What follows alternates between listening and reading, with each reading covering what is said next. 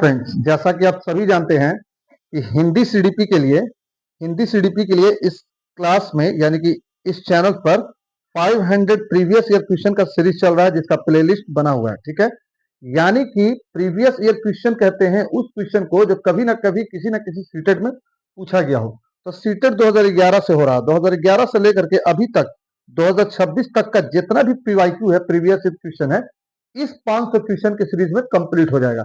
तो यह 500 क्वेश्चन का जो हिंदी सीडीपी का सीरीज है उसका आज जो है वो दूसरा दिन है, ये यानी कि ये सेकेंड वीडियो है। तो इस सेकेंड वीडियो में फिर करेंगे 15 क्वेश्चन को, और इस 15 क्वेश्चन का आंसर जो आप कमेंट सेक्शन में कमेंट कीजिएगा और अपने कंसेप्ट को बिल्ड कीजिएगा। साथ में जो आपको कंटेंट का वीडियो चल रहा है, जैसे कि इससे पहले जिन पियाजेट और वैगस की के बीच का डिफरेंस करके समझाया गया था, वो वीडियो बना हुआ है, जाकर के चैनल के अंदर सब्सक्राइब करके उसको देखिए, आपको कंसेप्ट ज्यादा क्लियर होगा। साथ में अगला वीडियो जो है वो वृद्धि और विकास के बीच का डिफरेंस कर करके समझाया जाएगा। ठीक है, यानी कि बताया जाएगा। तो इस चैनल पर तैयारी ऐसी कराई जाती है जो आपको एग्जाम में 100% काम आएगा। और सीडीपी में जितना भी टफ एग्जाम पूछ ले, जितना भी एग्जामिनर टफ पूछ ले, कम से कम 25 प्लस तो आपको सीडीपी में चैनल्स की मदद से आपको दिलवा ही देंगे। तो सीटेट जुलाई 2026 को टारगेट करते हुए इस चैनल को सब्सक्राइब कर लीजिए, और सीटेट जुलाई 2026 जो होने वाला है उसको पास करने के लिए वीडियो को शेयर जरूर कीजिएगा। आज का वीडियो हिंदी सीडीपी का 500 पीवाईक्यू सीरीज का सेकंड वीडियो है। स्टार्ट करते हैं। फर्स्ट क्वेश्चन कमेंट कीजिएगा अपना आंसर को। घर की भाषा और विद्यालय में पढ़ाई जाने वाली भाषा सदैव समान होती है, समान हो सकती है, सदैव अलग होती है, सदैव टकराहट से गुजरती है। देखिए, सीडीपी का एक तो की पॉइंट है कि अगर आपको सही आंसर नहीं पता है तो जो गलत है उसको काटना स्टार्ट कीजिए। जब भी एनालिटिकल मेथड से आप सॉल्व कीजिएगा तो जो क्वेश्चन होगा वो 100% सही होगा। यानी कि एनालाइज कीजिए कि इसमें से कौन कौन नहीं हो सकता है। तो घर की भाषा क्या होती है? घर की भाषा जो होती है वो आपको मगही हो सकती है, भोजपुरी हो सकती है, कन्नड़ हो सकती है, तेलुगु हो सकती है, या फिर आपको मगही हो सकती है, मैथिली हो सकती है, और भी कई तरह की घर की भाषा हो सकती है। खड़ी हिंदी भी हो सकती है अगर मेरठ साइड के लोग हैं तो, है ना, दिल्ली साइड के लोग हैं तो ये घर की भाषा और विद्यालय में पढ़ाई जाने वाली भाषा में क्या संबंध है, ये सवाल ऐसा पूछा गया है। तो क्या सदैव टकराहट से गुजरती है? कभी भी टकराहट नहीं गुजरता है, और कभी भी घर की भाषा और विद्यालय में पढ़ाई जाने वाली भाषा के बीच में टकराहट होना भी नहीं चाहिए। यहाँ पर गलत है। आप लोग जानते होंगे सीबीएसई स्कूल का एक चोचला है, यानी कि सीबीएसई स्कूल में एक थ्योरी चलता है और गार्जियन इससे खुश भी होते हैं कि इंग्लिश मीडियम इन्वायरमेंट यानी कि पूरे कैंपस में हिंदी बोलना या घर की भाषा बोलना अलाउड नहीं है, या खड़ी हिंदी भी नहीं बोल सकते। मान लिया घर की भाषा बहुत सारी अलग होती है, भोजपुरी है, मगही है, जो बोलने में कुछ कुछ वर्ड अच्छा नहीं हो सकता है या किसी को पसंद नहीं है, तो कम से कम हिंदी तो मातृभाषा है, लेकिन हिंदी भी नहीं बोल सकते हैं। क्या बोलना है? इंग्लिश बोलना है, जिसके वजह से बच्चे का जो लैंग्वेज डेवलपमेंट है वो डिक्रीज हो जाता है, कम हो जाता है।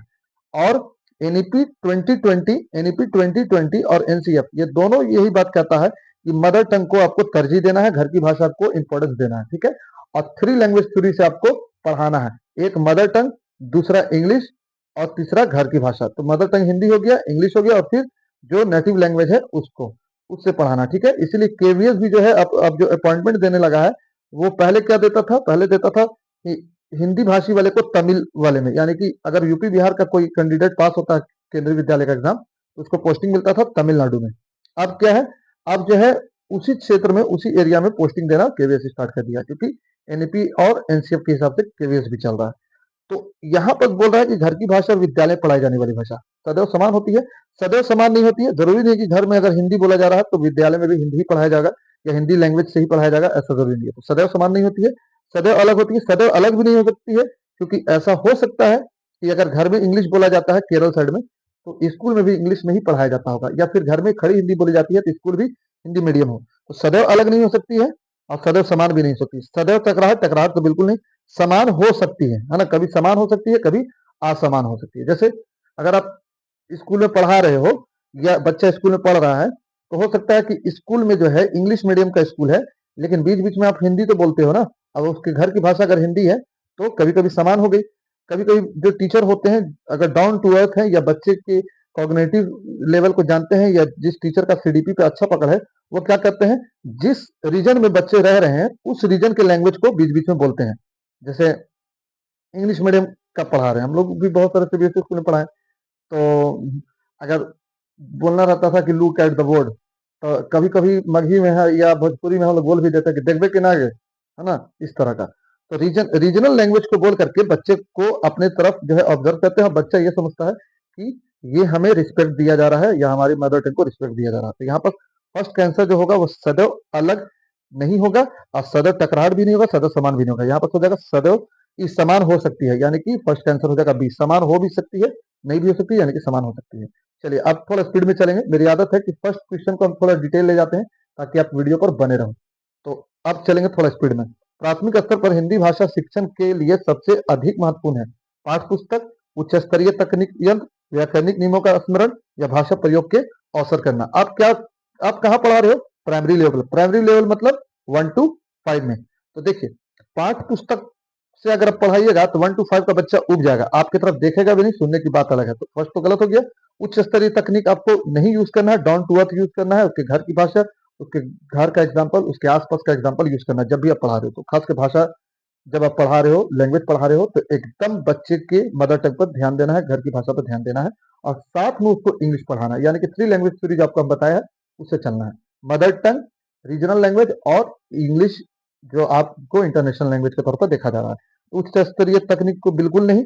भाषा प्रयोग, नियम जो है 1 to 5 में बच्चा नहीं समझेगा, आना समझाना है। तो भाषा प्रयोग का अवसर देना है, तब जाकर के बच्चे का भाषागत विकास होगा। यहाँ पर डी आंसर सही हो गया। वीडियो अच्छा लगा हो दोस्तों के साथ शेयर कीजिएगा, पूरा प्लेलिस्ट शेयर कीजिएगा। और सीडीपी में अगर वीकनेस है तो प्लेलिस्ट बना हुआ है 500 पीवाईक्यू सीरीज का, सीडीपी का सीरीज बना हुआ है, उसको देख लीजिएगा, जो हमेशा काम देगा। और 2025 सीटेट के लिए बनाया गया था उसको, ठीक है, जो फरवरी 2026 में सीटेट हुआ उसके लिए बनाया गया था। चलिए आइए, हिंदी प्रयोग के रूपों को जानने के लिए सर्वाधिक उपयोगी साधन हो सकता है शिक्षण की विधियों का संपूर्ण ज्ञान, सुंदर ढंग से छपी पुस्तकें, उच्च स्तरीय लेखन सामग्री, या बाल साहित्य का विविध उपयोग। हिंदी प्रयोग के विविध रूपों, हिंदी प्रयोग मतलब क्या कि हिंदी यूज, यानी कि हिंदी को प्रयोग करने का ज्यादा आप मौका दे रहे हैं, तो इससे रिलेटेड आपका सवाल है, ठीक है। तो हिंदी प्रयोग के विविध यानी कि अलग अलग रूपों को जानने के लिए सबसे ज्यादा यूजफुल साधन, यानी कि सबसे ज्यादा अरे हेल्पफुल रिसोर्सेस क्या हो सकता है? तो शिक्षण की विधियों का संपूर्ण ज्ञान, ऐसा जरूरी नहीं है। तो आगमन, निगमन, स्थूल, सूक्ष्म में ये जान के आप क्या कीजिएगा अगर आप हिंदी पढ़ा रहे हो तो? नहीं, इसकी कोई जरूरत नहीं है। अभी हिंदी प्रयोग पढ़ा रहे हो आप, ठीक है, आप ये व्याकरण नहीं पढ़ा रहे हो, तो इसलिए ऐसा कुछ नहीं। सुंदर ढंग से छपी पुस्तक, सुंदर ढंग से छपी पुस्तक से बच्चे के कॉग्निशन में डेवलपमेंट तो होगा, और भाषा के लिए भाषा का उपयोग होना ज्यादा जरूरी है। उच्च स्तरीय लेखन सामग्री नहीं, ये मिडिल लेवल पर काम तो करेगा।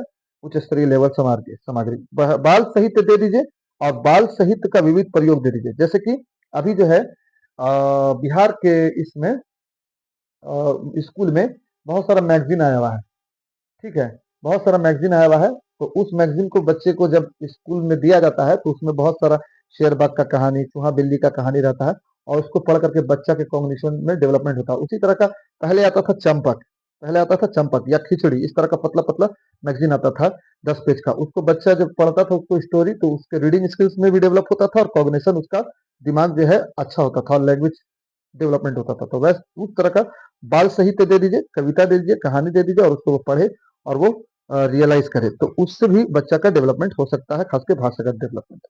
तो यहाँ पर सही आंसर है डी।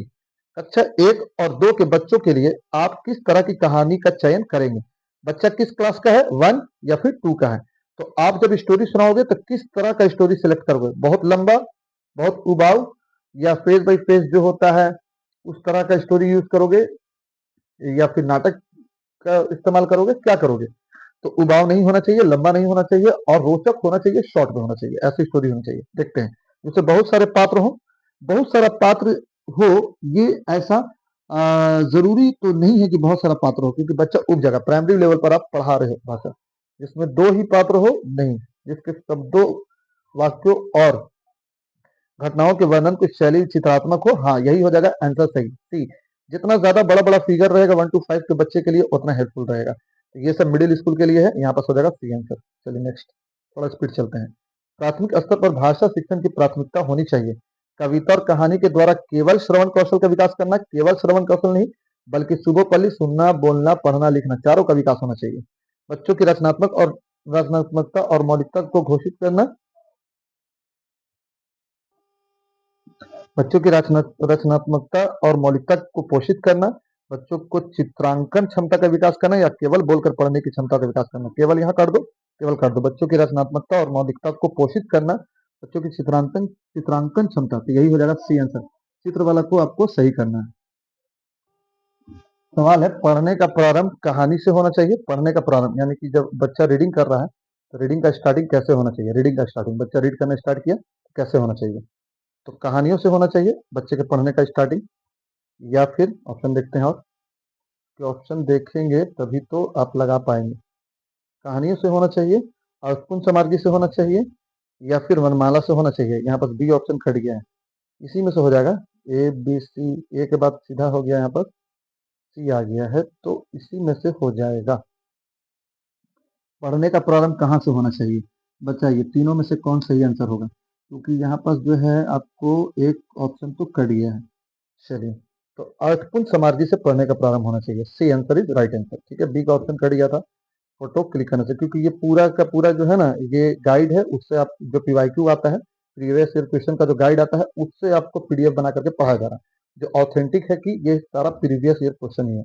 भाषा के बारे में कौन सी कथन उचित है? भाषा एक नियमबद्ध व्यवस्था है, भाषा व्याकरण का अनुसरण करती है, भाषा और बोली में कभी भी कोई संबंध नहीं होती है, या भाषा अनिर्वहित लिखित होती है।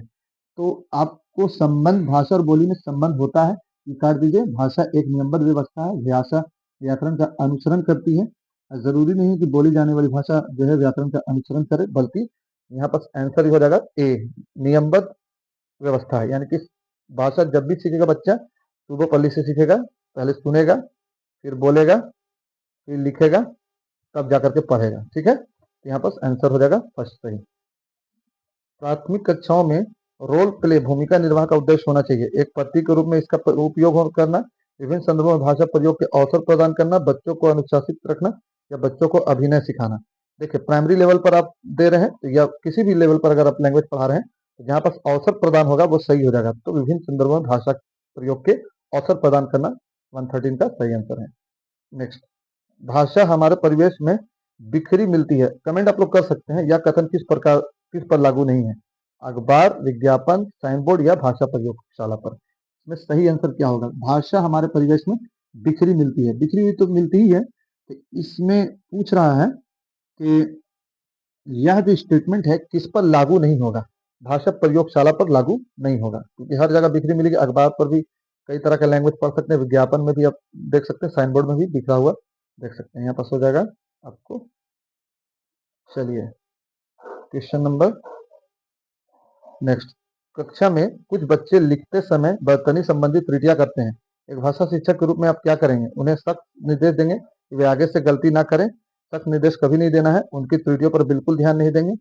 अच्छा, उनसे उनसे शब्दों को 20 बार लिखने के लिए कहेंगे, या शब्दों का सही रूप लिखते हुए बच्चों को दोनों तरह के शब्दों का अवलोकन करके अंतर पहचानने के लिए कहेंगे। देखिए, ये जो है वाइड है ना, ये डाइवर्जेंट थिंकिंग को प्रमोट कर रहा है, इसलिए डी सही आंसर है, बाकी सब निगेटिव ऑप्शन है। ठीक है, और इसमें वाइडनेस है, तो जहां पर सीटेट का एक ट्रिक है कि जहां पर बड़ा स्टेटमेंट रहेगा, जिसमें सब चीज इंक्लूड रहेगा, वो सही आंसर होता है। ठीक है, डाइवर्जेंट थिंकिंग को जो प्रमोट करेगा।